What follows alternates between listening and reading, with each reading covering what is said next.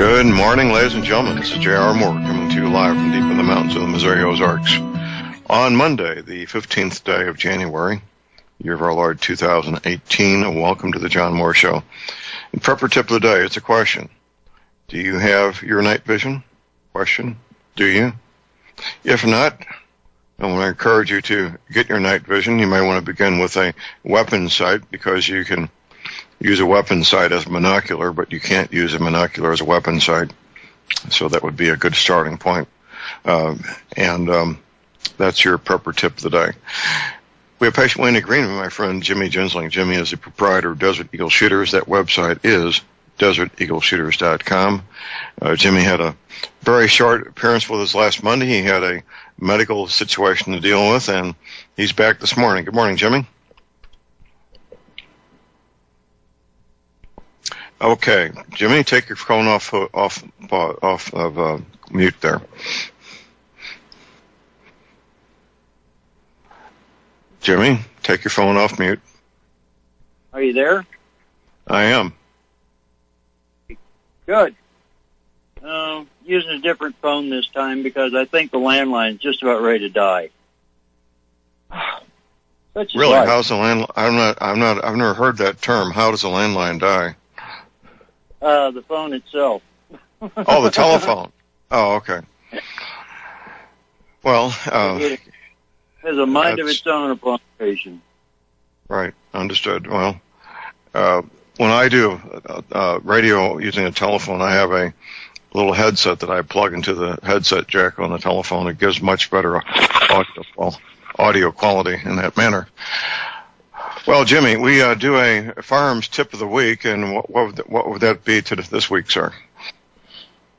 This time of the year, our tip of the week is going to be lubricating your firearms. Okay. Ladies and gentlemen, over the weekend I ran into a slight problem. Not mine, but one of our friends and customers. He was out doing some skeet shooting with his son-in-law and another individual with the shotguns that they'd gotten for Christmas. And he was just having nothing but trouble off and on with his. And they stopped by here on the way back up to Rosberg, and we were chit-chatting a little bit, so I got to looking at it and cycled it a couple of times, and I noticed it was dragging, and asked him about it, and he felt it and noticed. He said, I didn't notice it, but it's not normally like that. So we got to looking, and what he had done over years on his shotgun, and I know people that have done this on bolt guns and several semi-autos, is they'll just buy any kind of lubricant or grease they can at the local countertop, Right. And one thing about rim oil is a great, quick lubricant for guns, but it evaporates. So if you use rim oil on your guns and everything, at the time it's perfect and everything that you apply it, but if it sets for a week or 10 days or anything like that, it'll evaporate off and leave a slight film. What he had done is he had used an older style gun grease on his shotgun. And the day that they were out shooting, it just so happened to be about 20 degrees when they got out there, and it warmed up into the low 30s. And so his common gun grease had basically turned into paste. It would still function, but it was just very, very slow on everything. Ladies and gentlemen, there are a lot of neat modern lubricants out there, and if you're looking at greases and things like that that you want to run on your guns as a regular basis and everything, of course, everybody knows, John, my favorite is the Frog Lube products. Right. And the Frog Lube gun grease becomes part of the metal so that even though you don't see it, it's there. But there are good products out there, not just that one.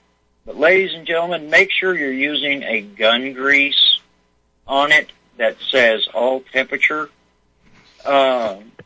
I found out years ago, much by surprise, that Hoppies made 3 different gun greases, and if you read the labels on them, they would give you not so much instructions, but an indication to not use this in extreme cold weather, or this one, use it in summertime, it could ooze and be messy.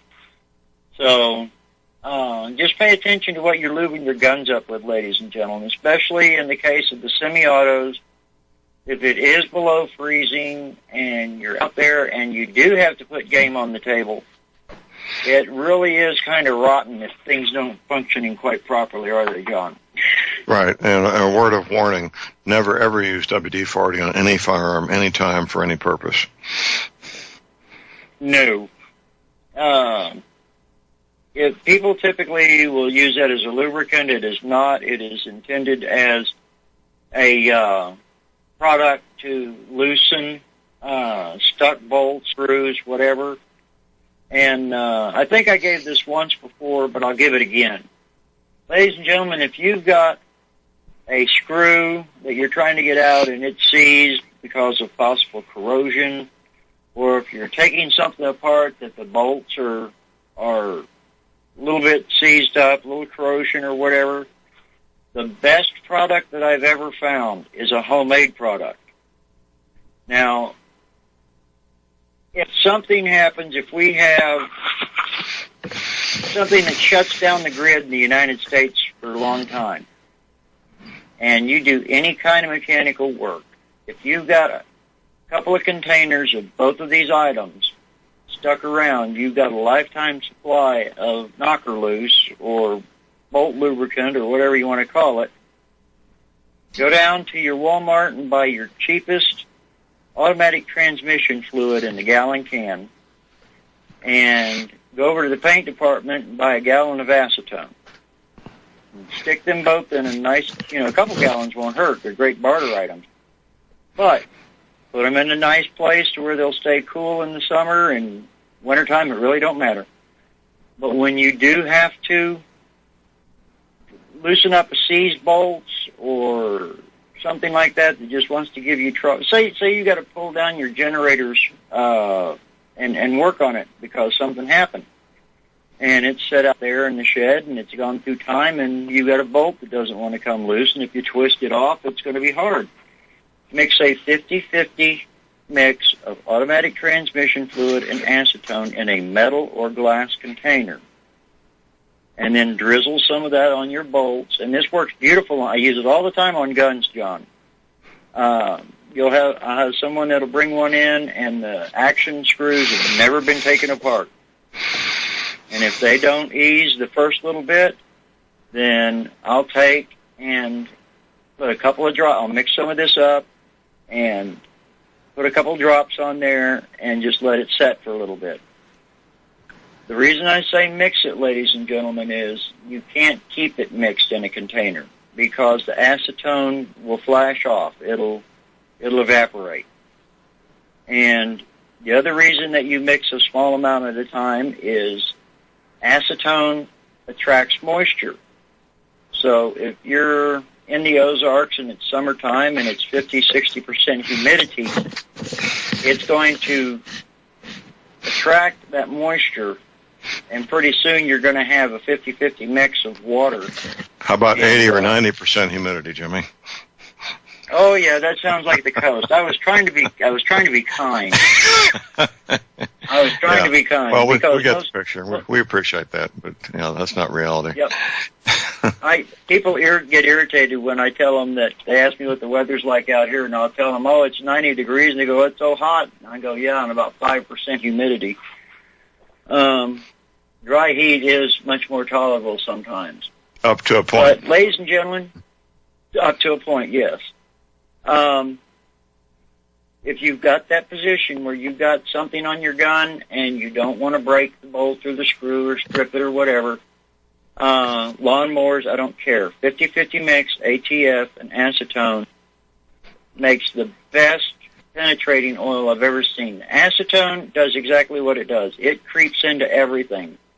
And its molecular structure is so fine, that's why it evaporates so quickly. And as it does, it takes the ATF with it. And it's perfect lubricant, John. I've never seen it. And how long? And so you apply a few drops to a bolt that's stuck, and how long would you let it sit before you attempt to do anything?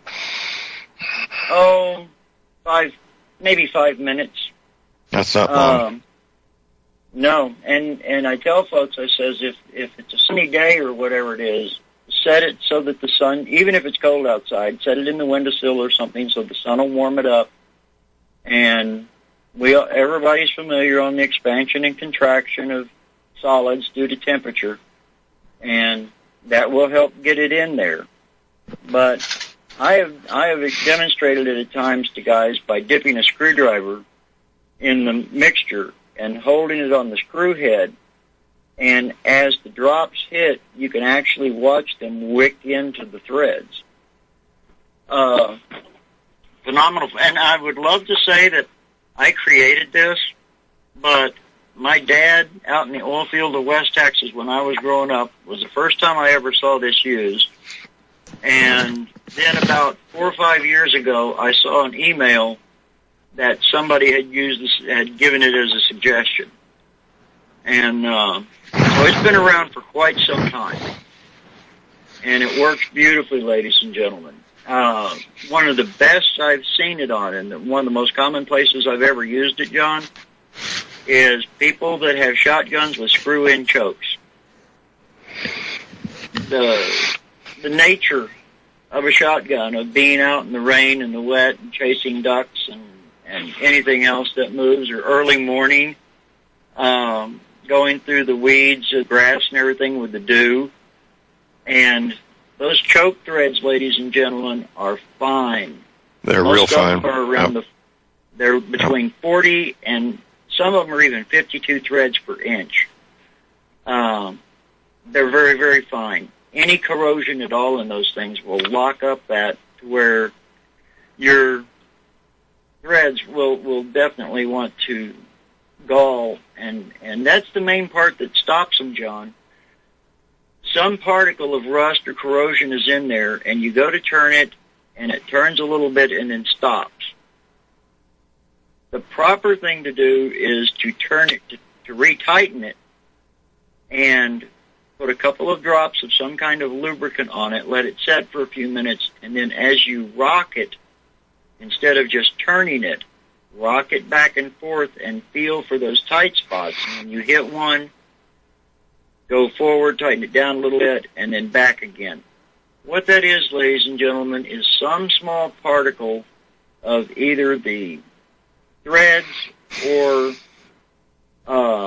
corrosion that's in there blocks up in those threads. And when it tightens up, it's jamming those threads. If you go ahead and continue to turn it, you're not going to strip it. What you're going to do is it's called galling. It builds real high heat friction on it, and the threads are forced tighter together instead of loosening.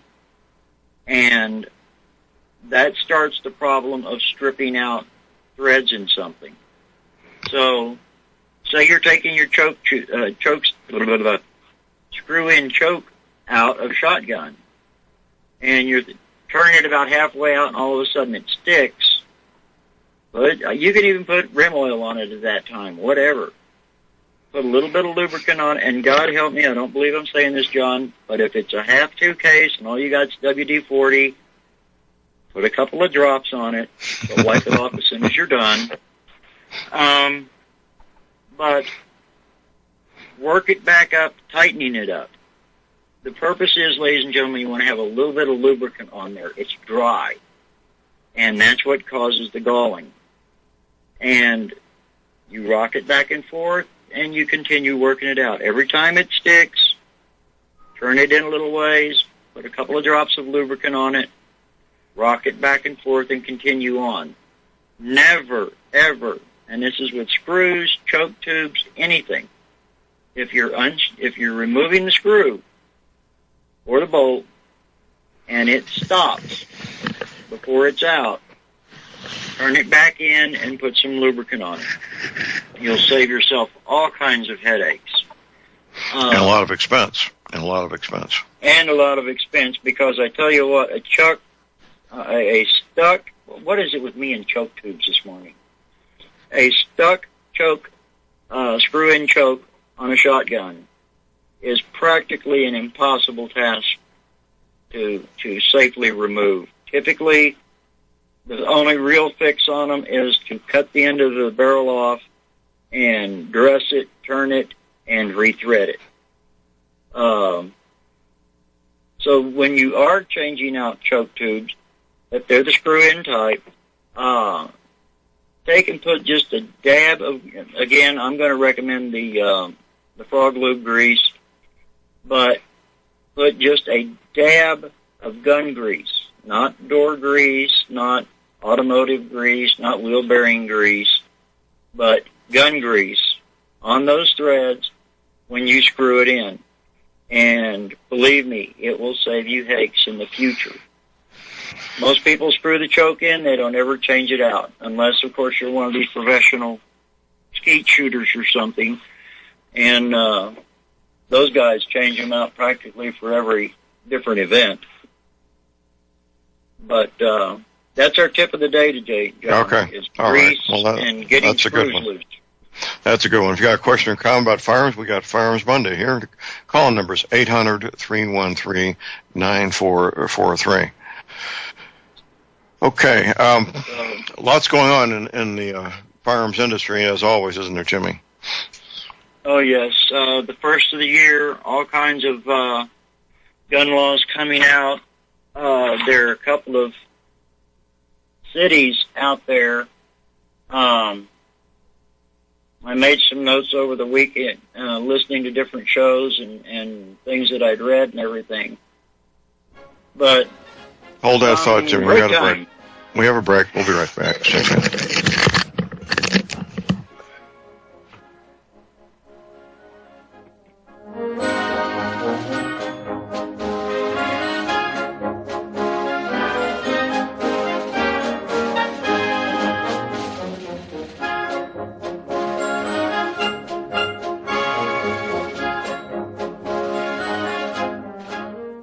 Ladies and gentlemen, J.R. Moore here. It's taken 3 years before I could offer the inter-shelter domes for sale. During those 3 years, several different governments and militaries were taking all their production. The inter-shelter dome homes may be just what you've been looking for to provide affordable, energy-efficient housing. These dome homes are prefabricated units that can be assembled in a few hours by 2 men with a ladder and simple hand tools. Check out the photos of these dome homes built in the Arctic, on tropical beaches, in suburban areas, and in forests. All the details, many photographs, and the pricing of the dome homes are listed on the left-hand side of my homepage at thelibertyman.com. I think you'll find these homes are not only attractive, but they're energy efficient, and a bonus. You can disassemble them and reassemble them as many times as you feel you need the need to. Pretty great, huh? Something that's very, very unique. Check them out at my website at thelibertyman.com.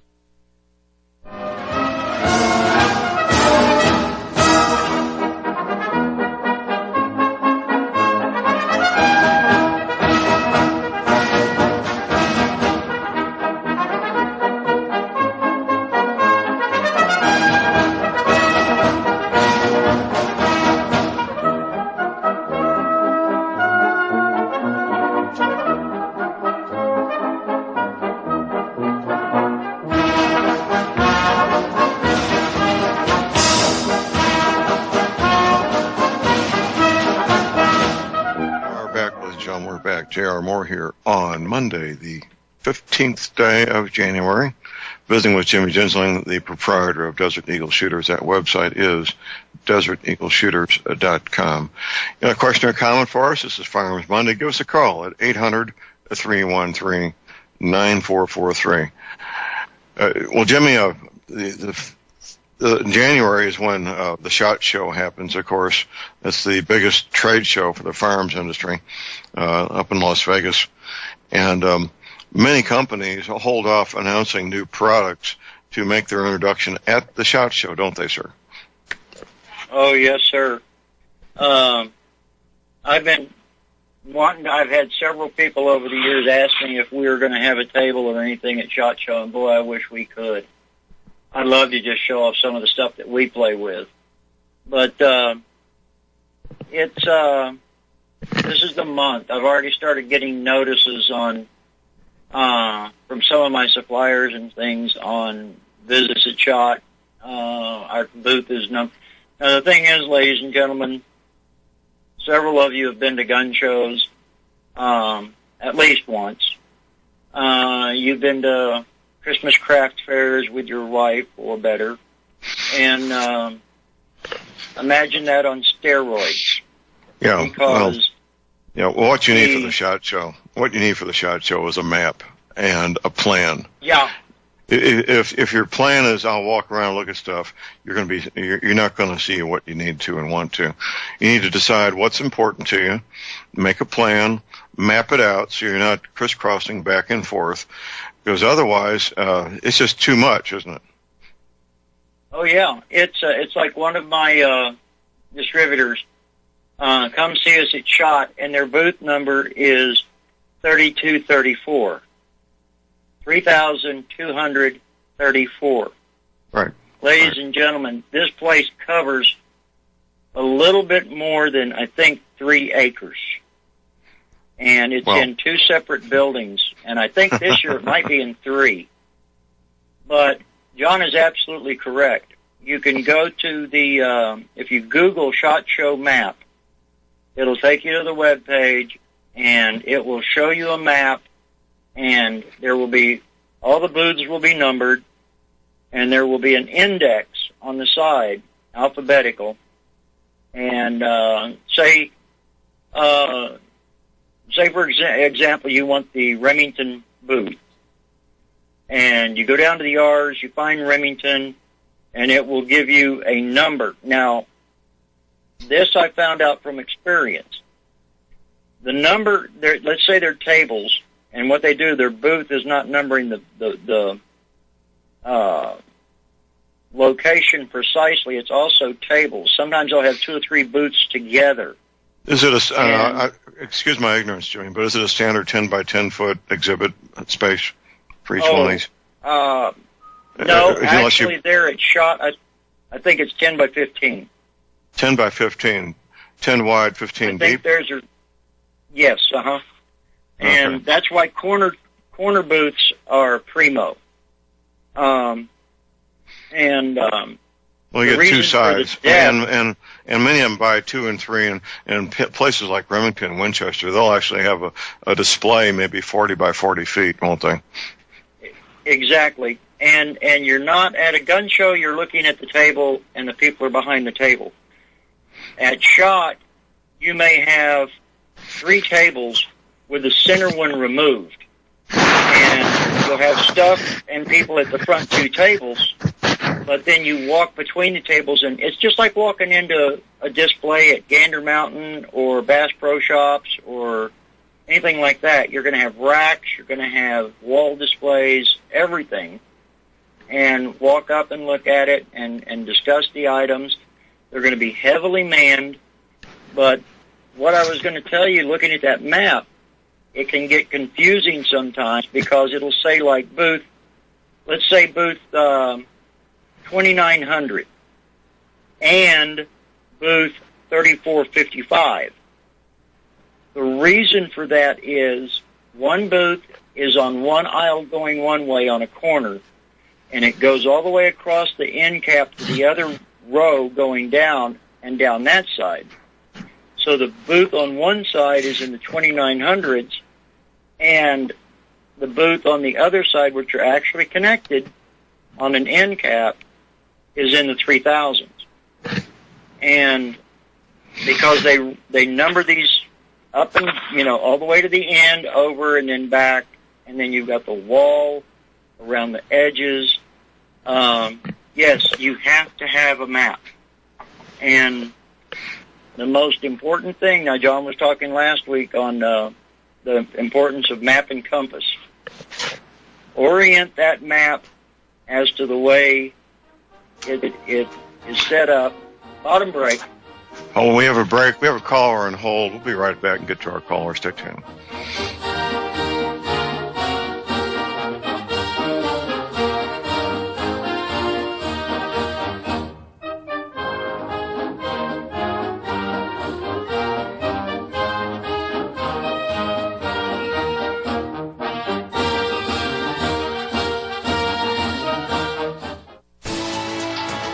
You are tuned in to the Republic Broadcasting Network.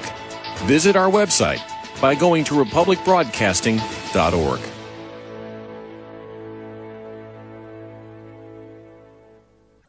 Ladies and gentlemen, J.R. Moore here. We're continuing our Energy Cleaner promotion, which began August of 2016. In this promotion, you get to buy an Energy Cleaner, $70 off retail, and a mattress pad, 10% off retail.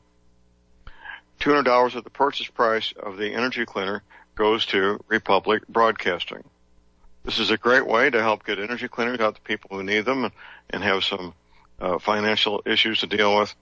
And, of course, a great way to support Republic Broadcasting. Here's what you do. Send in a postcard. My address is John Moore, P.O. Box 201, Davidsville, Missouri. We pick a postcard every 2 weeks.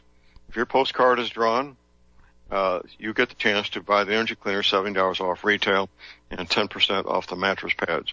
Put your name and your address, your telephone number, and your email address on the postcard, and we wish you the best of luck. Thank you.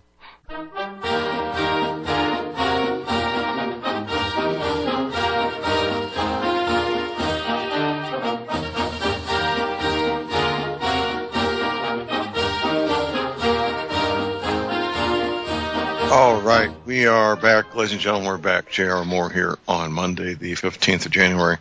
Something at my website I haven't mentioned in a while, my website being thelibertyman.com. That's thelibertyman.com. Scroll down the left side, and you'll see in bright red letters, the Gulf Stream has stopped. These are archives of 2 radio shows I did with Dr. Bill Deagle back in 2010. And he and I were interviewing Dr. Luigiani Zangari, PhD scientist living and working in Italy, along with other PhD scientists in Europe and the United States, doing nothing but working on the Gulf Stream. When the Gulf Stream stopped, June 12, 2010, that changed everything. It literally changed everything in terms of weather in the Northern Hemisphere. You need to listen to those 2 interviews. Dr. Zangari doesn't speak great English, but he speaks okay English. You can understand what the man's saying. Also, my website, of course, are energy cleaners and mattress pads. We have everything in stock. Everything's in inventory, ready for immediate shipment. Energy cleaners to help you with arthritis pain. Almost everybody with arthritis gets relief, by the way. Joint pain, back pain, you'll probably get relief. Not getting a great night's sleep, you need an energy cleaner. We're now offering, as of 15 days ago, a 90-day money-back guarantee on the energy cleaner.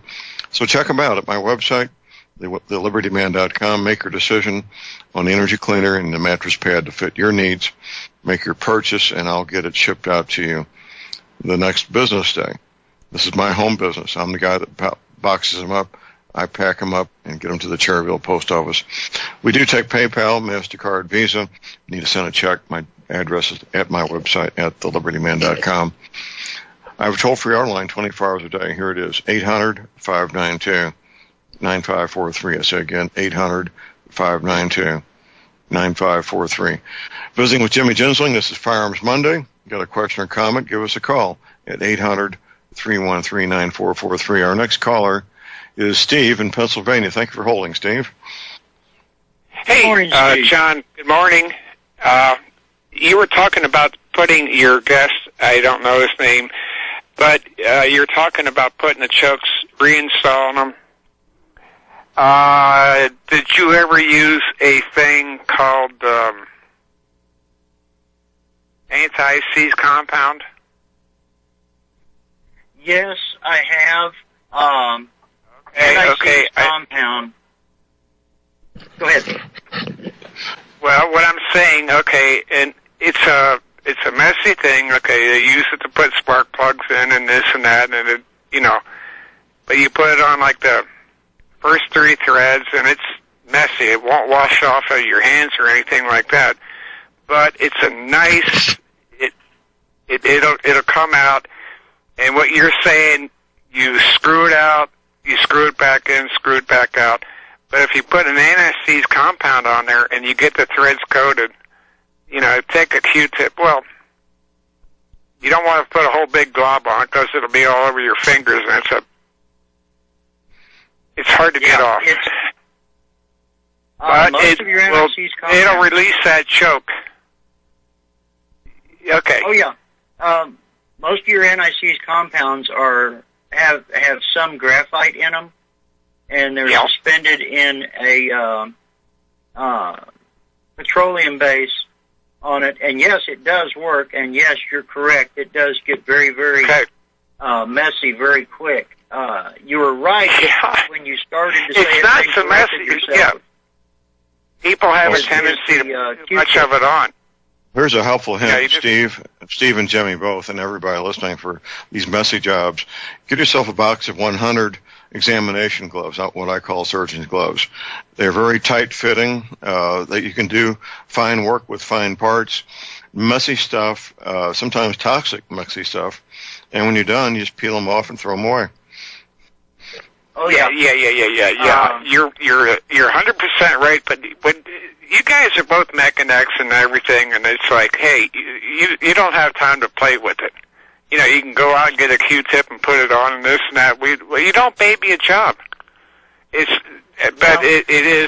is like you said, and basically what you're doing, you were telling people, I was listening, and I'm sure other people are listening too.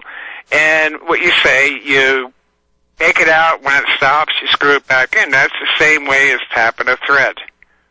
Until you get that little blister out of there and you're tapping threads with your choke or whatever, your shotgun. You and I know this, well, maybe you do, maybe you don't.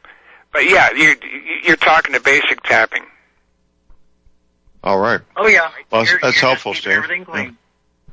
Thank you. That's very helpful. Yeah. Hey, and I wrote this formula down there. We heard this one with the acetone and the transmission fluid. I'm going to have to try this. Ah, yeah. Love it. Well, yeah, it works right. And like you say, the acetone will break off real quick. It'll breathe out or whatever. Yeah. I've used many looseners and everything. I used to use Coke syrup. Go down to the drugstore and buy that to loosen up threads. Did you ever do that? Nope, I don't. I believe I've never seen that one. Well, yeah. I don't know if you used clean batteries before. Well, yeah. I'm just saying. I'm retired from the business and everything, but yeah, I'm just saying this Coke syrup will take out.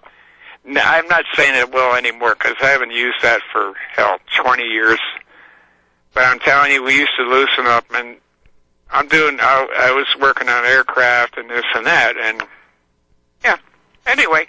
But I'm just saying, and what I do with my chokes on my guns, I put just a little ribbon around there. It's a thin coat. You don't want to get too, and it's like, you're right, John, put rubber gloves on. I never thought of that. But being a mechanic, you just don't want to put gloves on, if you know what I'm saying. Well, it's a part of a generational thing there. I'm noticing a lot of professional mechanics under age 40 are wearing these thin, tight-fitting gloves these days. Yeah, you're right. I took my car out. Guy comes out with his rubber gloves on, and I'm going, oh man. The first time I have to clean his fingernails out, right? Well, first time I saw that was at 50 years ago at Fort Bragg, where one of the guys in the sports car club was a dentist, and I thought to myself, yeah, I don't want my dentist having this grease under his fingernails. I'm glad he's wearing gloves. It's like my dentist. He was kind of you got to be you got to kind of be a mechanic, and he was, yeah, I never thought of that. But yeah, you're right. But I'm just saying, and I got to try. I got to find a hardest screw to try this acetone and transmission fluid. You say it's got to be APF? Yeah, it's ATF, automatic transmission fluid. Yeah, well, there's two brands. There's the Chrysler and there's a GM. Either one works. Either one works. Okay, Doc. Hey, well, I learned something today. Well, all right. I'm glad. And I've got all, like you said, they're household chemicals. Well, they're not household chemicals, but yeah, I've got all this stuff. Yeah, but I'm just saying, spread a little of the anti-seize compound on there, and you don't want to go hog wild, or it'll be all over. Instead of having a blue shotgun barrel, you'll have a silver shotgun barrel. Right? Not the same, yep. But it takes up. Thank you. Okay, hey, it's nice talking to you guys, and Thanks have a good for the call. one. Don't be a stranger, All right, Steve. bye. I appreciate the call. Call number is 800-313-9443. Okay. John, I just got an alert email that came in from Remington. I'm looking for the date on when this recall happened. But hopefully, ladies and gentlemen, you hear it first on John's show on a Monday morning. Remington Model 700 and Model 7 rifles with the, what do they call the trigger? The XMP trigger. Now, first off, ladies and gentlemen, if you got a Model 700 or a Model 7 for Christmas, for your birthday, you want to look at this. The manufacturer date, this is a real narrow manufacturer date, John. May 1st of 2006 to April 9th of 2014. First way to tell if your rifle is involved in the recall, if your trigger is ribbed, has the little grooves on it and everything for better trigger purchase, you don't need to worry about it. If it's the smooth trigger, which is the XMP trigger, then everybody have your pens and paper. If you don't have one, get one, and after the next break, I'll give you the phone number to call. Okay. But all right. What they're saying, John, is with this, there are certain ones in this area that can unintentionally discharge. You've got the rifle ready to shoot, and you're unsafe, and you're out walking through the woods, and your game pops up. You can take the safety off, and it can unintentionally discharge without ever touching the trigger. Or if you don't have the safety on and you're walking, it could just go off. That's really scary. Well, yeah, after the next break, get us that phone number after the next break. We got our next caller is Glenn in Philadelphia. Good morning, Glenn. Good morning, Glenn. Good morning, John. Today? Good morning, John. Good morning, Jimmy. It almost sounds like you were using my previous shotgun problem with the interchangeable chokes as a case study. Actually, I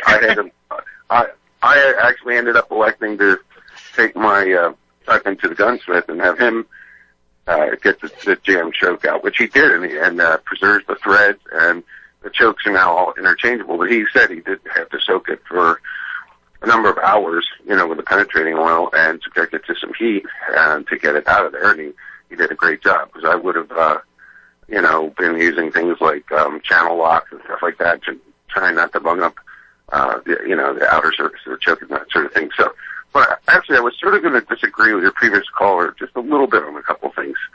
Sounds like he's a mechanically experienced guy, and he's talking about anti-seize compound and stuff like that. But the penetrating oil, you talk about the acetone and transmission fluid.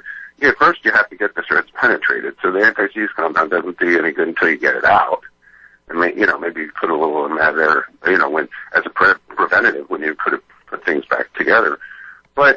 And while it's true that by going back and forth, with the screw or the bolt or the choke, it is sort of like a tapping technique. But I would point out that a tap's a little different. A tap is, Mike's a very precise, tolerances, and it's made of hardened steel. It's designed to go in there and cut through whatever is in those threads. When you're in the midst of the problem and you're trying to get out the choke or the bolt or whatever, you're like you talked about the what was the term you used about how the thread can wind up tighter? Galling. Yeah. Galling. Yeah. So you're trying to avoid all that stuff, and you've got two similar metals. The metals, the same, and you have to be really careful. So it is similar to tapping in the sense that you're trying to be careful and loosen things up and get it out. And once you do, then you're in great shape. You can run a tap through there and clean out those threads and lubricate it. And if you run the other thing through the dye, use the dye to clean the threads and taps. And then, but the taps and the dyes, again, those are designed to cut through the problems, and they're only of use when you have them apart. So, it's, I hate problems like that, and I was very glad that, my gunsmith was able to save my little nostalgia piece for me, It always works. Yeah, ladies and gentlemen, Glenn's very right. If you start a project like that and quickly or sometime into it, it seems like you're running into problems and you're not sure, Glenn did the right thing, called his gunsmith, talked to him, took it down there and let them play with it. Not all gunsmiths are miracle workers, but I tell you what, especially your elder gunsmiths, they've seen practically everything at one time or another. Now, that's not saying that they're all great, but, it's at least with them doing the job and everything, they'll keep you posted and let you know what's going on. There's also, and I've got to find out what it is, the name of it again, John, but it's available at O'Reilly Auto Parts and some of the other auto parts. If you've got a nostalgia piece like Glenn's talking about and it's got rust all over it, there's a product that they sell, and it's a rust remover, but you mix it, I can't remember the proportions or whatever, but you mix it with water. And my friend Dave introduced me to this several years ago, and it's just an amazing product. But he took a piece of 2-inch PVC, about 3 feet, 4 feet, I think his is about 3 feet long, maybe a little bit longer because some of them were with actions on them. But glued a cap on the end of it, and you mix this stuff up and put it in that PVC pipe, because it's a dip tube is all you're making, and slides this barrel in action or whatever's rusty down in there and let it set overnight, and you pull it out and hose it off and clean it, and it just does a marvelous job of removing rust without damaging the metal. We've all taken steel wool or seen some guys take a wire wheel, which just makes me cringe, to rust on a barrel or on a handgun or something. And yeah, it removes the rust, but oh God, it destroys any finish that was left around it. So I will work on getting the name of that product and have it for everybody next week. That would be great. But it does a marvelous job. And for Glenn, for restoring your project and everything, that would have been the perfect thing for your rust tonight. Yeah, well, it wasn't rusty actually. The choke itself was just jammed. It was a Higgins 105. It was like a knockoff of a Model 5 or something. And Higgins. Yeah. There are scads of those. Those are classic guns. Yeah, it really is. And there's scads of them. Go ahead. Around, and they're very reasonably priced. Yes.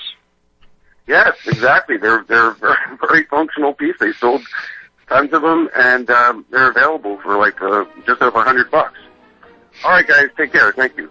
Thanks for the call, Glenn. The call number is 800-313-9443. We'll be right back.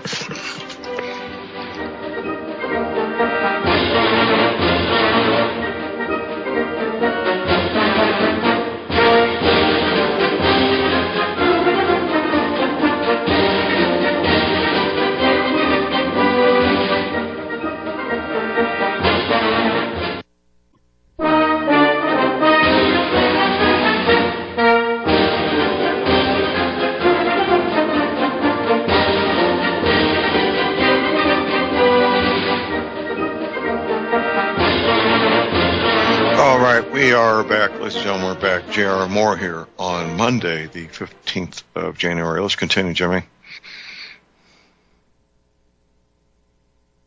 Hello, Jimmy. Take it off mute. Okay, it's off mute now. Twice in one day. Okay.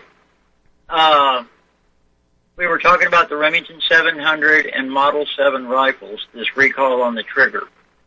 Hopefully everybody has got your pen and paper out. Thing is, if you don't have one, but your gun shop may not know about this, it's a good idea to copy down the number and let them know what it is, and then they can check into it and then put up appropriate notices for your customers and their customers and everything. But what Remington wants you to do is to get your serial number off the rifle and then call this number, 1-800-243-9700. Hit prompt number 3 when it answers, and then prompt number 1. You can call them Monday through Friday, 9 a.m. to 5 p.m. Eastern Daylight Time, Eastern Standard Time now. But ladies and gentlemen, it's great that they're stepping up and they're notifying about this. And again, the way to determine if your rifle is one of the ones involved, if it has the grooves on the trigger that is not involved in the recall. If it is a smooth trigger, then that's the one involved in the recall. Also, one other thing, some of these were corrected from the factory before they went out. And rather than, if you've got a corrected one, rather than waste the time of calling them, getting the shipping label and sending it back and everything, if you turn the rifle upside down to where you can look at the bottom of the rifle where the trigger goes into the stock, on the front of the trigger, there is a small square pad that you can see just in front. It's part of the trigger. If there is a punch mark on that pad in the front of the trigger, the rifle's already been fixed, John. So. And I presume that Remington would have records of all the serial numbers as well, of what's been done and what has been done. Exactly. So, first thing, ladies and gentlemen, maybe you gave one of these to your dad, your granddad, your son-in-law, your son, daughter, whatever. Let them know. Get the serial number. And again, that phone number is 1-800-243-9700. When it picks up and starts talking to you, hit prompt 3, let it go through its deal and start talking again, and then hit prompt 1. And Remington, they'll get right on it with you and decide whether or not you're involved. If you are, they'll send you a pre-addressed packing label. You can pack up the rifle and ship it out to them. And then, this is an interesting part, ladies and gentlemen. John and I discussed this before. Hold that thought, Jimmy. Hold that thought. We got a break. Yep. We have a break. We'll be back after the break.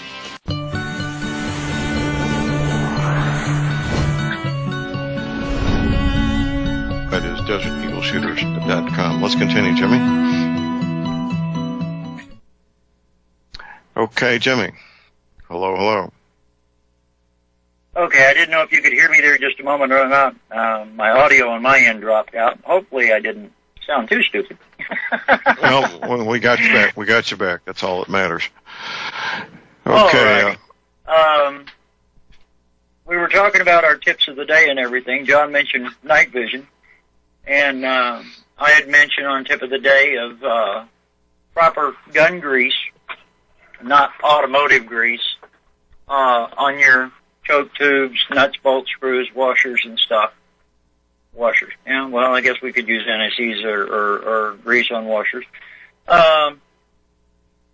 Ladies and gentlemen, maintenance on your guns and everything is very important.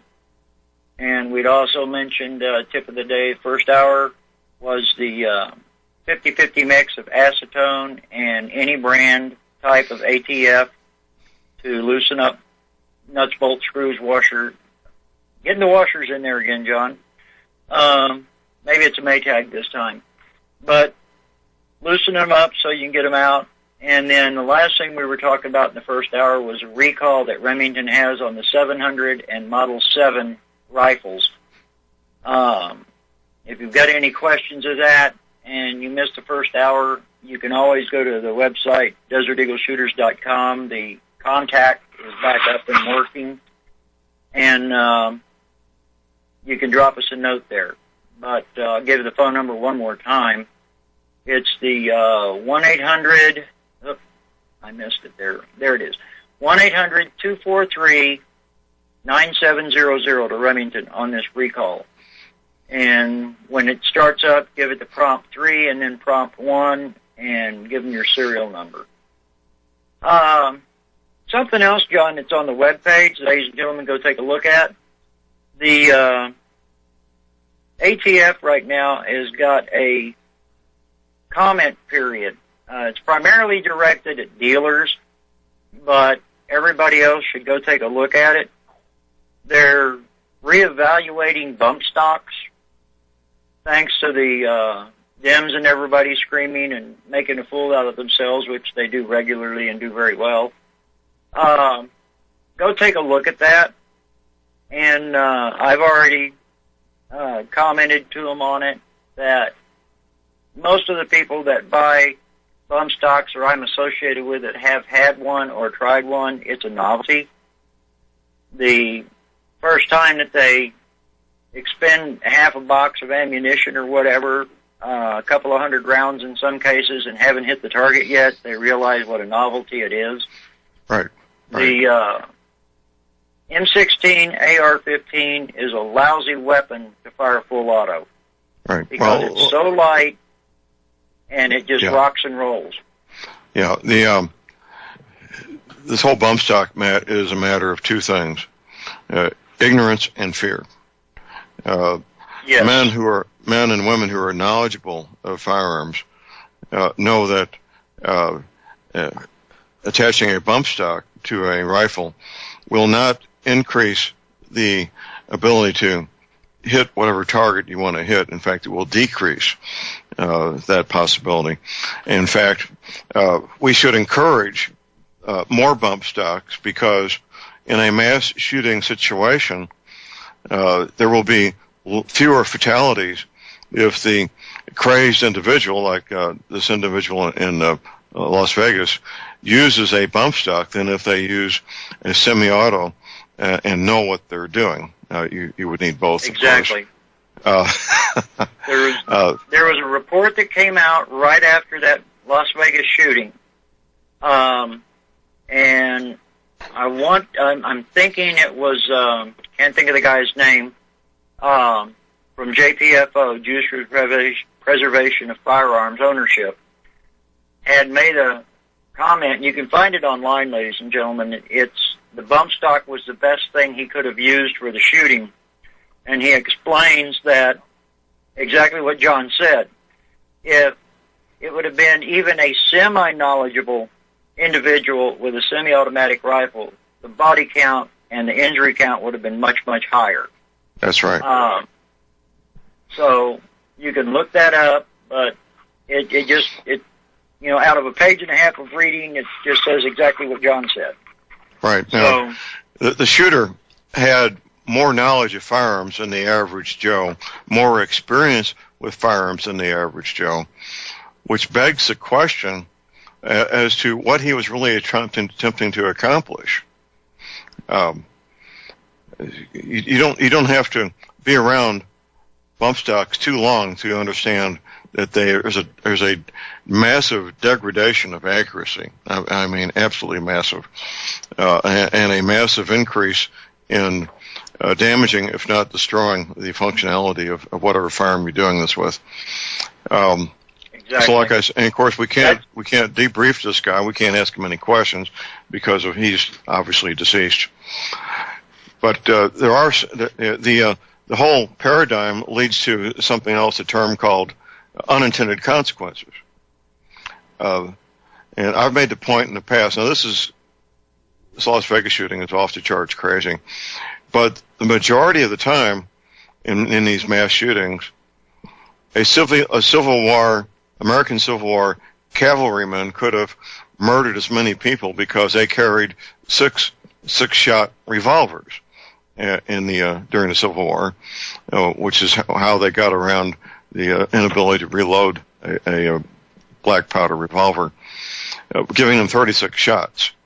Six-shot revolvers equals 36 shots, which in most American mass shootings would have been more than enough to murder as many people who have been murdered in these other mass shootings, right, Jimmy? Exactly. The black powder pistol, if you haven't ever fired one, ladies and gentlemen, I recommend that you find somebody that has one and offer to buy the powder and the ball and the caps and go out and try. You'll enjoy it. It's a touch of history, first off, but second off, these gentlemen that can take a black powder revolver or a Kentucky pistol, either one, which is a single shot, and they have competitions on these things, ladies and gentlemen. And some of these gentlemen can shoot the X-ring out of a target at 25 yards with these things, and once you've experienced one, you realize just what an artist they are with a handgun. Because immediately after taking the shot, there is no reacquiring your target because there's a cloud of smoke in front of you. And all of these events are slow fire for obvious reasons. And it's just something that I recommend people learn. Another thing, ladies and gentlemen, on your black powders, if you know someone that has a flintlock, do the same thing. Get the opportunity to go out and experience a flintlock. It does two things. One, it will instill in you the dedication and artistry that our founding fathers had in order to make this a nation. And two, you read about the accuracy of these shooters and Morgan's riflemen and such as that. And after you've experienced a flintlock, you have a brand new appreciation for these individuals. It's one of my favorite things, John. Well, it brings up something that I found fascinating. It totally caught me off guard. My president, Charlton Heston, president of the NRA, 15, 18, well, more like 20 years ago, he gave a speech where he held a 200-year-old flintlock rifle above his head to the audience, and closing his speech saying, not from my hand, not from my cold, you can pry it from my cold dead hand, something of that nature. What surprised me and it shocked me was the liberals can't tell the difference between a 200-year-old flintlock antique and a brand new rifle. They're just as fearful. No. This is the point. The anti-gun liberals found themselves just as fearful and outraged from Charlton Heston holding up a 200-year-old antique flintlock over his head as they would a modern rifle. That caught me off guard, didn't it, you, Jimmy? Oh, yeah. But, well, a perfect example of that. In New Jersey, several years ago, a history professor at a university, was taking one of his personal collection pieces in, which it was a flintlock pistol. And this was not a reproduction. This was an original 1700s pistol that was in his collection. He was taking it into class to use it as a training aid and demonstrate it to his students. In the process of going to work that morning, he was pulled over, and this thing was in a case in the back, a display case, ladies and gentlemen. And the officers just went absolutely bazonk on this thing. They pulled him out of the car, they arrested him. This guy went to court had a felony conviction on him for illegal possession of a firearm. All of this because of a flintlock pistol. It's not even a firearm. Legally, it's not even a firearm. How could that happen? Did he even have an attorney? Yes, he did, and his attorney was just about as stupid as everyone else. And he finally, through appeal, got it overturned and everything. But still, the cost to this professor for having a flintlock pistol in his car shows you the stupidity of those in power in our nation, ladies and gentlemen.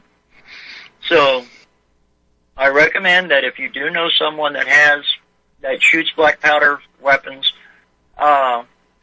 get with them and go experience it. And if you don't have a black powder rifle or pistol in your own collection, I recommend that investment.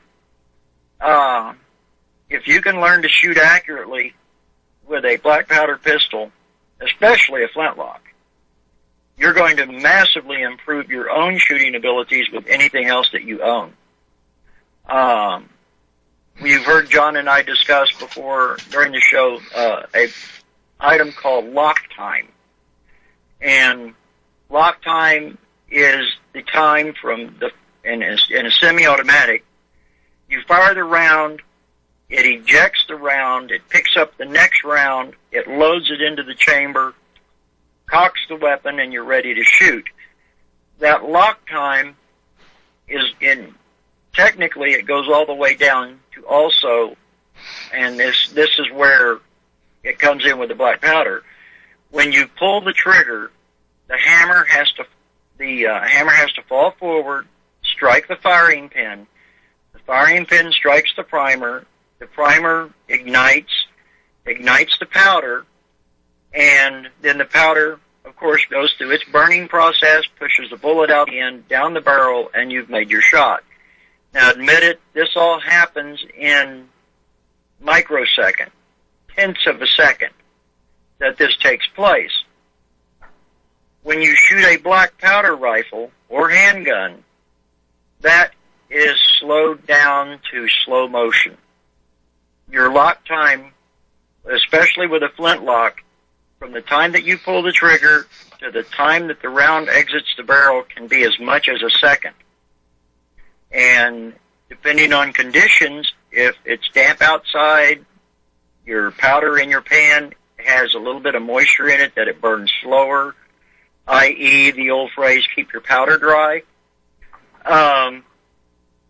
That time gets exponentially longer. So if you really want to go out and on a plinking day, have fun and improve your shooting ability, get a black powder and go out and learn how to shoot it accurately. Everything else that you shoot will be improved from it. I've got a .45 caliber Kentucky in flintlock, and what's neat, it's a left-handed rifle, John, and I shoot it right-handed, which means that the pan is right in front of my face. And I've learned to shoot that very, very well, even with the pan on the side that it's not supposed to be. And picked it up at a great deal. It's one of those things you just couldn't refuse. Right. And ladies and gentlemen, develop your technique, and if you get a chance to pick up a black powder pistol or rifle, do it. You won't regret it. The meticulousness, the time that it takes to reload and shoot each time, and it brings a whole new meaning to cleaning, because after 4 or 5 rounds, not have to, but it's recommended to run a brush through the bore to clean out the rifling so it's easier to load, and continue on. You really will enjoy it, ladies and gentlemen. One thing about them is once you're done shooting black powder, you take it home, you fill a bucket full of very hot, soapy water. I like using Dawn. And you disassemble the rifle, you stick the butt end of it into the bucket, get your cleaning swabs and everything and go to town. Clean it with hot soapy water. Right. Dry it off, put it back together, and you're ready for the next day. That's what you do. But there's an old saying from those days: never let the sun go down on a dirty firearm. No. And you think about it, ladies and gentlemen. It's how our nation was formed with these rifles, and the rifle itself is a truly American product, developed in Lancaster, Pennsylvania. Hold that thought. I hear the music. Hold that thought. We got a break. Call numbers 800-313-9443.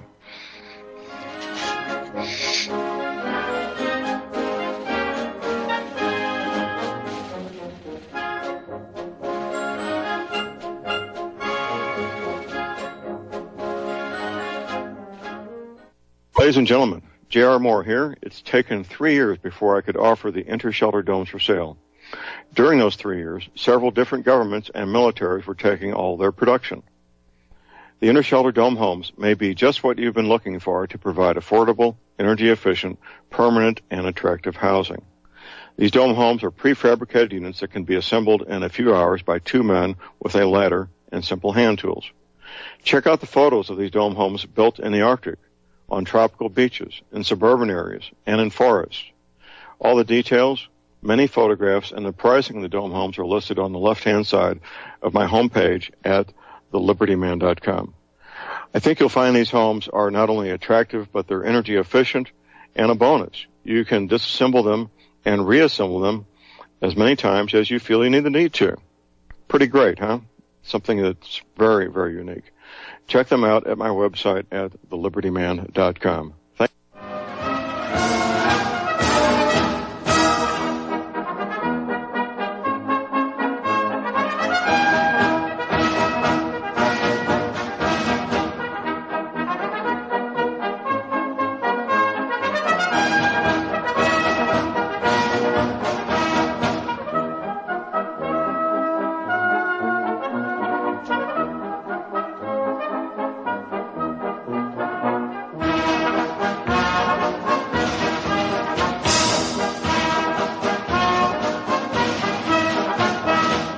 We are back, ladies and gentlemen. We're back. J.R. Moore here on Monday, the 15th of January.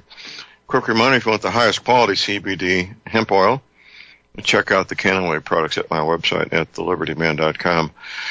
We're visiting with Jimmy Ginsling, as we do most Mondays. This is Firearms Monday. If you got a question or comment, give us a call at 800-313-9443. Let's continue, Jimmy. All right. We were sitting there discussing black powder and everything. Just give it a thought, ladies and gentlemen. And you can pick up nice black powder pistols and rifles at a very reasonable price. They're not considered a firearm, like John mentioned earlier. So you can actually order these things, and they'll ship them straight to your door. So just another thought.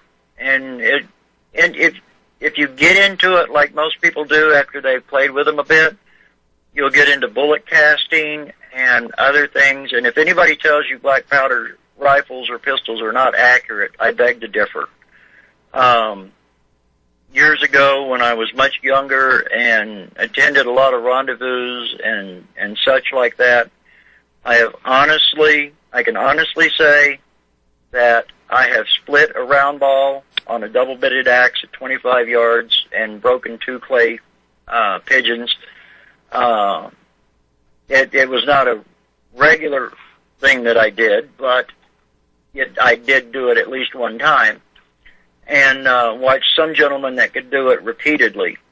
So don't let anybody persuade you that black powder is not accurate. It is. The deficiency in black powder is distance. For most people, you're going to not, your limited range is up to about the 50 caliber rifles or 54s. You're going to be limited to 200 yards in, for an accurate killing shot. Others can shoot further and have done it quite repeatedly, but, give it a thought, ladies and gentlemen. It's something, it's interesting, it's fun, and it will improve your shooting ability if you stick with it. Another thing, John, about this time of year, we're getting into spring, we're getting into SHOT Show. New items are coming out. I'm going to try to stay on top of it with Tim this year. And as I'm notified about new items coming out, I'll try to keep it up on the webpage and everything. The ATN scopes right now, you were speaking of your night vision earlier. I've noticed in the pricing that several of our common items and everything have gone up a few bucks. ATN has not.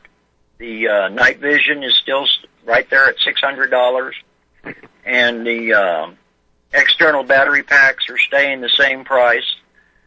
So, ladies and gentlemen, if you're interested in the night vision, you can go to our webpage, and Tim's got the information up on the ATN scopes there, DesertEagleShooters.com. And I highly recommend, if you're looking to purchase night vision, I cannot say enough good things about the ATN scope. It's not only night vision, but it has the ability to use it on 6 different rifles. And then also, it has a lot of functions for experienced shooters. It's a godsend for new shooters. It's something you will eventually learn. It has built-in ballistics calculator, rangefinder. It can record still photos as well as video photography. It's just a phenomenal piece of equipment, and it's a day-night scope. You use it daytime, and then when you need to go to night, you switch it over to night vision. One neat thing about it, John, that you'll appreciate, I greatly appreciate it, is the ATN scope and the night vision. You have 2 choices. One, the typical green that you see with night vision, but then you can switch it over to grayscale, which looks just like you're watching a black and white TV. And I find the resolution and the ability to pick out detail and everything much better in the grayscale than I do the green scale. So, ladies and gentlemen, it's something to consider very much, because if you own the night with night vision, you don't even have to have it on a rifle, like John said. You can sit there and use it as a monocular. That's right. You still have all of the functions for range finding and everything else with it. But being able to mount that on a rifle, and the ATN scope also has a function in it which is known as one-shot zero.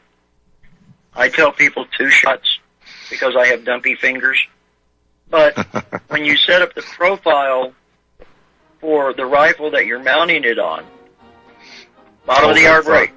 Hold that thought. We ought to break. The call number is 800-313-9443.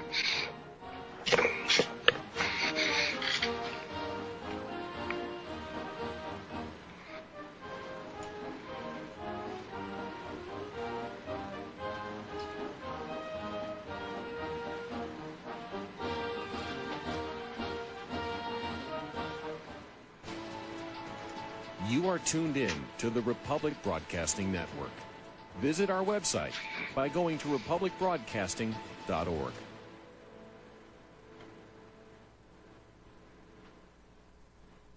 Ladies and gentlemen, J.R. Moore here.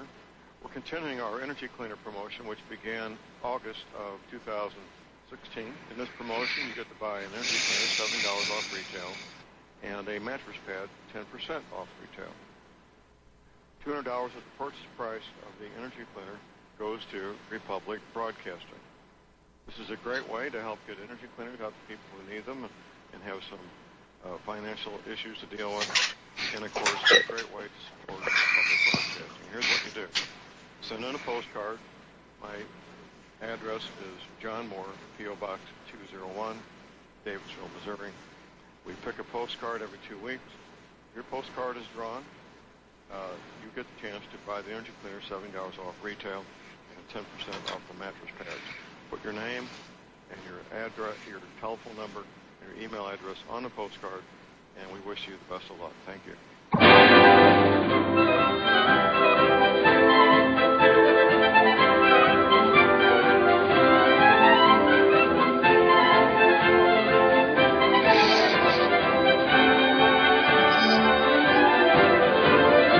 All right, we are back, ladies and gentlemen. We're back. J.R. Moore here on Monday, the 15th of January. My website is thelibertyman.com. That's thelibertyman.com.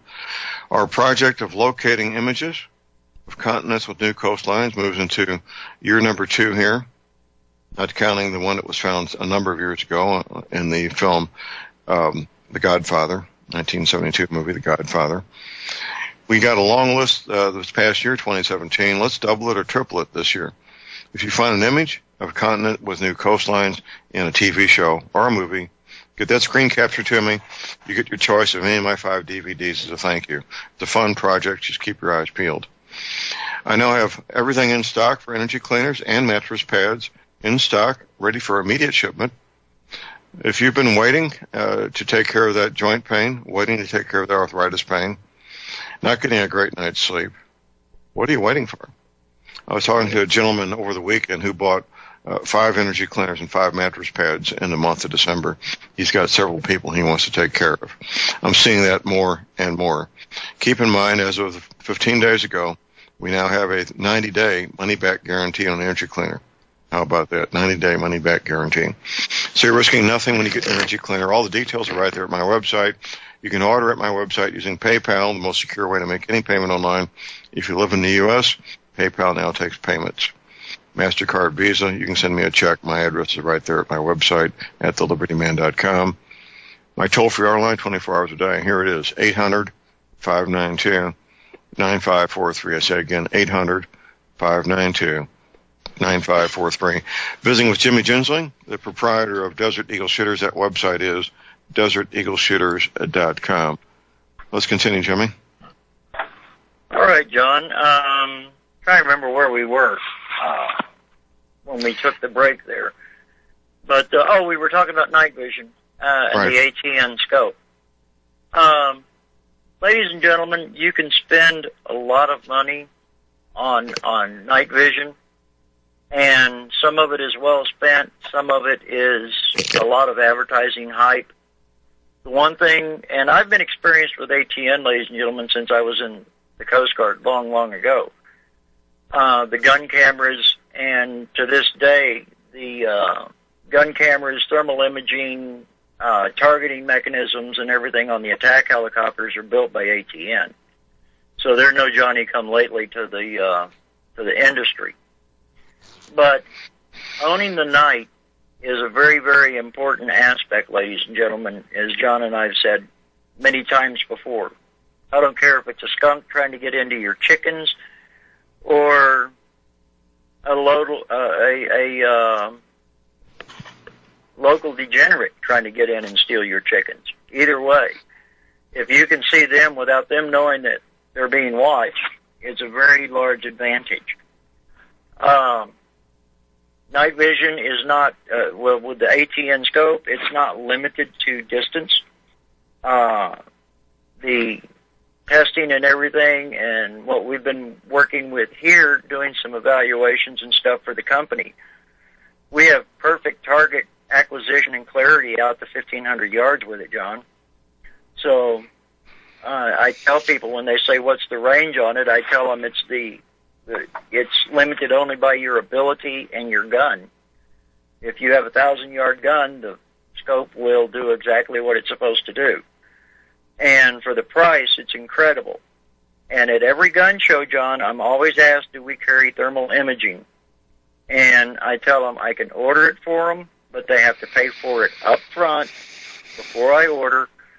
And of course, there are no returns on that. Ladies and gentlemen, you hear everybody talk about thermal imaging and FLIR and infrared and all this other things. Yes, they're very, very great. They're an incredible product.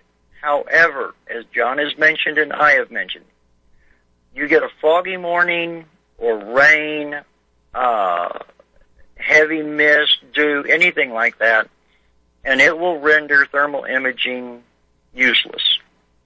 So your, $10,000, $15,000 thermal imaging scope just becomes a big paperweight.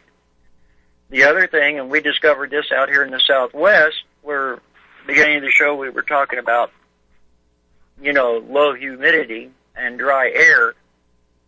we're plagued with winds and dust. Every time the wind blows out here in the west, ladies and gentlemen, there is dust in the air. The small particles of sand and pollen and other stuff like that is in the air. With that comes static electricity. So if you try to use thermal imaging out here in the west, and it's a breezy day, and it goes into the night, and the wind is still blowing, and you're hunting coyotes or predators or pulling overwatch or no matter what with thermal imaging, that dust in the air being charged reacts exactly like the dew and the mist and everything like that. It renders that scope useless. So what I'm trying to say is, if you're looking at investing into night vision and you've got friends that are just begging you and you know, buy thermal imaging, don't do it. Spend your money on something like the ATN scope, extra battery pack, batteries for the IR illuminator, and ammunition to practice and get really good with it. Because you'll be way far and ahead in the long run by spending the $600 there and investing the remainder, like I said, in ammunition and a few accessories for your gun. And you'll just be better off for it, no matter what. Absolutely. Absolutely. I agree. Jimmy, we got our next caller here. We got Ron in Fort Worth, Texas. Good morning, Ron. Good morning, Ron. How's the gun? Go ahead, Ron. Yes, sir. Can you hear me? Yes, sir. Go ahead. Yes, sir. Oh, perfectly. Yeah. Yeah, this is Ron with an eye for an eye, guns and ammo. How you been? We've been doing great, my friend. I think our last conversation that you and I had was about paperwork and stuff. So how's the world of East Texas doing this morning? West Texas. West Texas. We're on the west side. Yep. Okay. West Texas is doing real good. Standing. Can you hear me okay? Go ahead, Ron. What's on your mind sir. this morning? Go ahead. Yeah, on the Remingtons that you're talking about, like I said, when I get that shop opened up, I'm opening up in April. Okay, somebody brings their gun in. All I got to do is send it back to Remington. They'll send it back. Is Remington going to be paying for the transfer back and forth and everything? And the okay, that is a very unique point. I was going to bring that up earlier. Now this is a hiccup, you might say, in the ATF regulations. If you own a Remington rifle, say you have one of the 700s, and you've got to send it back in, okay, they're going to send you a shipping label. And you call them, more than likely they'll just email it to you, you print it off. This is one of those instances where you don't have to go through a FFL. You are shipping the rifle directly from yourself to the manufacturer, and the manufacturer is going to ship it directly back to you. It's a weird, well, maybe not weird, it's just an unexpected thing with the ATF on this. If you already own the gun and you're sending it to the manufacturer, and the manufacturer is going to be sending it back to you, there is no going through the background check or the things like that on transferring the gun. So by calling that number, your customer or you, if you're going to do it for them, they're going to send you a shipping label. They're going to pay for postage both ways, and there is no transfer paperwork. Okay. All right. I was just making sure because, I mean, if it comes into your shop or something and well, you always been explained, you can't ship a firearm through the mail.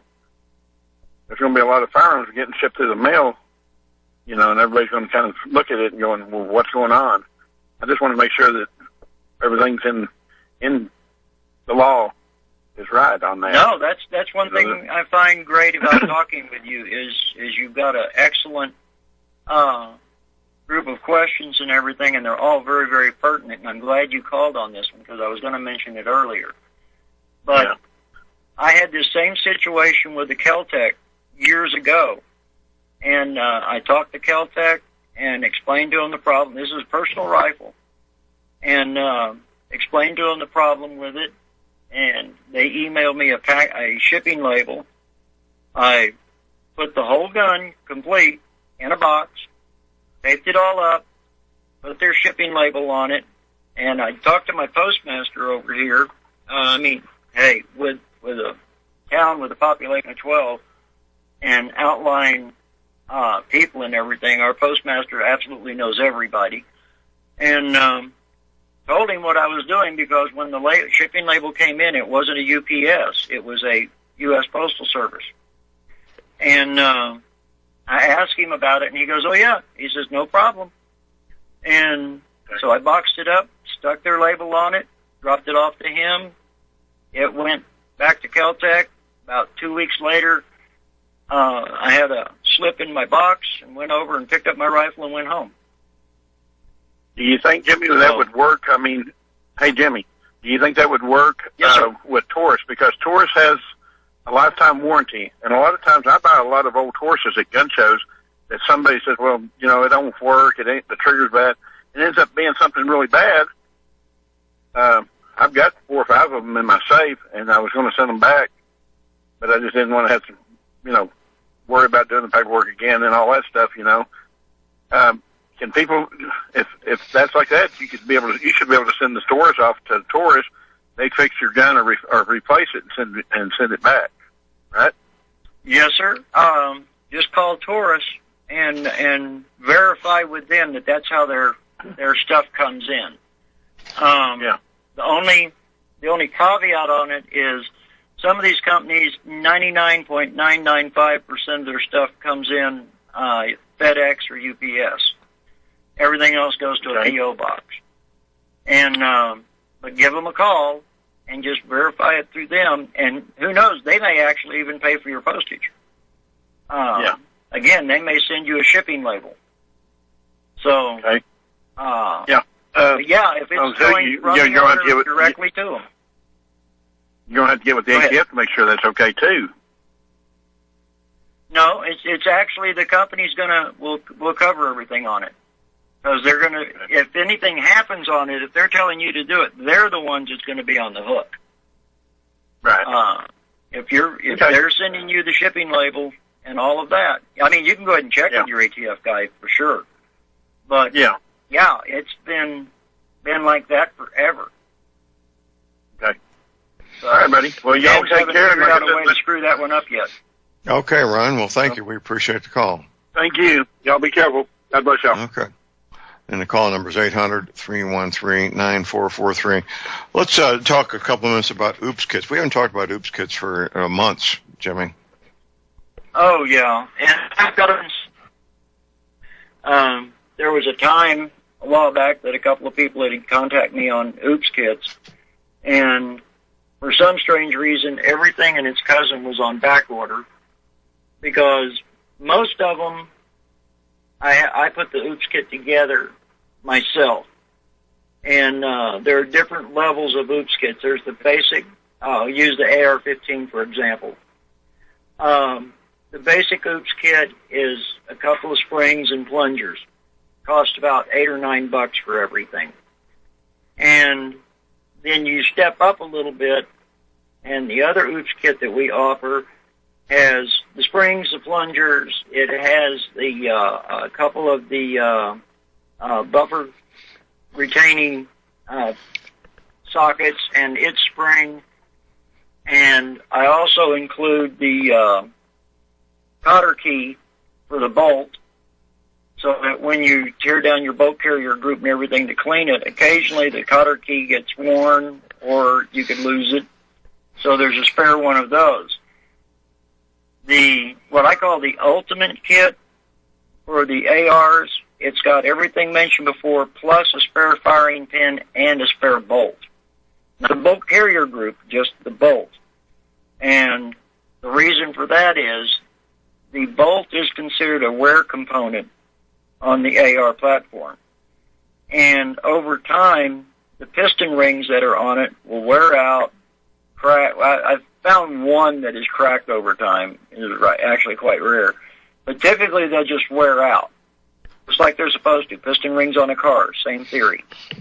And changing them is probably the most difficult thing that I've ever seen in my life, because those little things they do not want to come out, and when you're putting the new ones in, it's really hard to do it without springing them.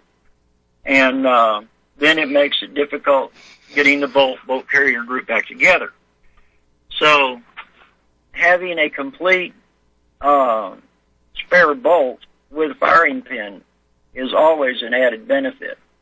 And again, it's what I call the ultimate kit. That one, depending on the model and everything, runs between $100 and $125. But, ladies and gentlemen, keeping the spare parts, and what I'm saying is the common breakage parts. Handguns, it's going to be trigger springs, hammer springs, a semi-automatic. It's that plus the recoil spring for the slide. Some people call it a slide spring. For revolvers, it drops down to very minimal. It's going to be a spare firing pin for transfer bar guns, and then hammer and trigger springs. There are 3 of them in a revolver, and those kits have to be built individually, as well as the rifles and shotguns. Rifles and shotguns, again, trigger, hammer springs, bolts. There's practically nothing in the bolt that you can service without some special tools. Hold that thought. We have a break. Stay tuned. We'll be right back.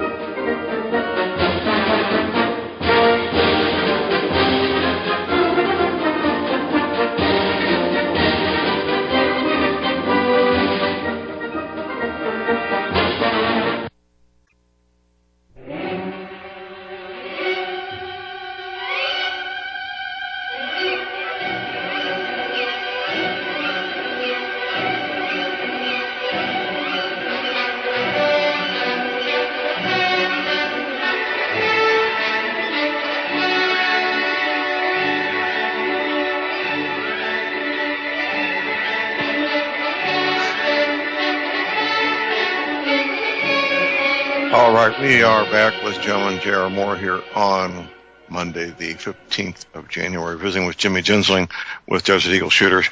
Tomorrow, Tim Spencer will be sitting in with me. I have a meeting I need to be at, so it'll be Tim Spencer and Leon Green carrying the show tomorrow. Visiting with Jimmy Ginsling with Desert Eagle Shooters, deserteagleshooters.com. Got about 3 minutes here, Jimmy. Jimmy? Hello, Jimmy. I'm here. Okay, go ahead. Got me, John? Okay. Yes, sir. We're back on. I don't know what was going on with that one. Oops, kits, ladies and gentlemen. If you want to contact me off the webpage, deserteagleshooters.com, or you can email me direct at jimi@hdc-nm.com. That's Juliet India Mike India at Hotel Delta Charlie November Mike.com. Or if you need to give me a call, 575-513-2842. You can ask me questions. Do that number again slowly, Jimmy. Oh, I'm sorry. 575-513-2842. Texans running into me, John. That's okay. Okay. We'll go through, and it may take me a little bit of time because of some of the rifles and handguns out there, but we can put together an oops kit for you. Right, and I got a follow-up on what you said earlier, Jimmy. Keep in mind, ladies and gentlemen, if there would be some kind of long-term crisis, if you got the OOPS kit, and it takes specialized tools, there's probably going to be a gunsmith within a reasonably short distance of your home. The gunsmith won't have what's in your OOPS kit, but the gunsmith is highly likely to have specialized tools, won't they, Jimmy? Oh, yes. And the AR doesn't require any specialized tools per se. There are a couple of them for particular procedures, but those are pretty in-depth. And most of your revolvers, common tools and everything, maybe a few alignment tools. Semi-automatics the same way. When you get to the rifles, that is where some specialized equipment typically will be needed.